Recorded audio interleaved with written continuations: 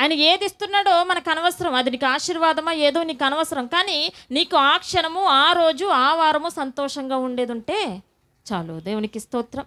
హల్లెలూయా, హల్లెలూయా. కానీ దేవుడు మనకి ధారాళముగా ఏమి ఇస్తానంటున్నాడండి? పరిశుద్ధాత్మను ఇస్తానంటున్నాడు.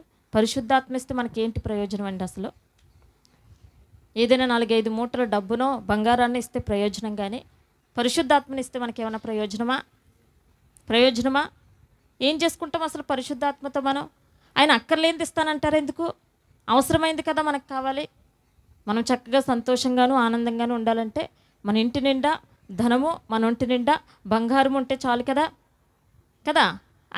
కానీ ఆయన అయ్యిస్తాననడం లేదు. ఏమంటున్నాడు? నువ్వు అడుగు, నీకు ధారాళముగా పరిశుద్ధాత్మని నేను ఇస్తాను అంటున్నారు. దేవునికి స్తోత్రం. హల్లెలూయా, హల్లెలూయా. పరిశుద్ధాత్మ ఉపయోగకరమా, ఉపయోగకరము కానిదా? ఉపయోగమేనండి, ఉపయోగమేనా? ఆయన మనకు ఉంటే చాలు, ఆయన మనతో ఉంటే చాలు, సర్వము కూడా మనకు దొరికినట్టే. దేవునికి స్తోత్రం. హల్లెలూయా. ఆయన మన కూడా ఉంటే చాలు, సర్వమును కూడా మనతో ఉన్నట్టే. ఆయన నీ కూడా ఉంటే ఆరోగ్యము, ఆయన నీ కూడా ఉంటే ఆశీర్వాదము. దేవునికి స్తోత్రం.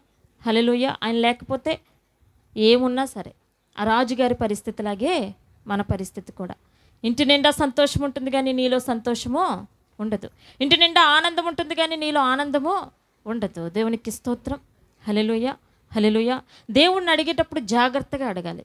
దేవుణ్ణి అడుగుతున్నప్పుడు ఒళ్ళు దగ్గర పెట్టుకుని అడగాలి. దేవునికి స్తోత్రం. హల్లెలూయా. ఏదో ప్రార్థన చేసేసానులే, ఏదో కాసేపు మోకరించానులే, ఏదో సన్నిధికి వచ్చానులే, ఏదో దేవుని స్తుతించాలే అన్నట్టుగా మనం ఉండడం కాదు. ఎలా ఉండాలి? భయభక్తులు కలిగి దేవుణ్ణి మనం వెతకాలి. దేవునికి స్తోత్రం. హల్లెలూయా. ఈ రోజున భయభక్తులు మనలో ఏమాత్రము కూడా ఉండడం లేదు. భయము కలిగిన జీవితాలు ఏమాత్రం ఉండడం లేదు. ఎలా ఉంటున్నావు? ఎలా అయినా పర్వాలేదు, నేను నాలాగే ఉంటాను, నా ఇష్టం వచ్చినట్టుగా నేను ఉంటాను. ఎప్పుడు కావాలి మనకి దేవుడు? ఎప్పుడైతే మనం బోర్లా పడతామో, ఎప్పుడైతే మనం చతికిలు పడిపోతామో అప్పుడు మనకి దేవుడు కావాలి. కానీ మనం ఆరోగ్యకరంగా ఉన్నన్ని రోజులు కూడా మనకి దేవుడు అవసరం లేదు. దేవునికి స్తోత్రం. ఇది భక్తి అండి? ఇదా నిజమైన భక్తి? ఇదేమాత్రం కూడా నిజమైన భక్తి కాదు. దేవునికి స్తోత్రం. హల్లెలూయా, హల్లెలూయా. యథార్థమైన భక్తి ఎలా ఉంటుంది? యోబు చూపించింది యథార్థమైన భక్తి. అతడు అన్నీ ఉన్నప్పుడు దేవుని గనపరిచాడు, అన్నీ పోగొట్టుకున్న తర్వాత కూడా దేవుని గనపరిచి ఉన్నాడు. ఈ రోజున ఉంటే దేవుని గనపరుస్తున్నాం, ఏమీ లేకపోతే దేవుని తిట్టుకునే వారిగా మనం ఉంటూ ఉన్నాం. ఇది యథార్థమైన భక్తి కాదు కదా. అన్నీ ఉంటే చాలా సంతోషముగా దేవుని సన్నిధిలో ఆనందంగా ఉంటాం, ఏమీ లేకపోతే దేవుని సన్నిధికి దూరముగా ఉండిపోతూ ఉన్నాం. ఇది నిజమైన భక్తి కాదు కదా. యథార్థత ఎల్లప్పుడూ నిలకడగానే ఉంటుంది. అదొక మరక లాంటిది కాదుగా. నువ్వు తుడిపేస్తే చెరిపేస్తే చెరిగిపోవడానికి. అది ఎల్లప్పుడూ కూడా నిన్ను అంటి పెట్టుకునే ఉండాలి. అది నీకు ఆశీర్వాదకరం. దేవునికి స్తోత్రం. హల్లెలూయా, హల్లెలూయా.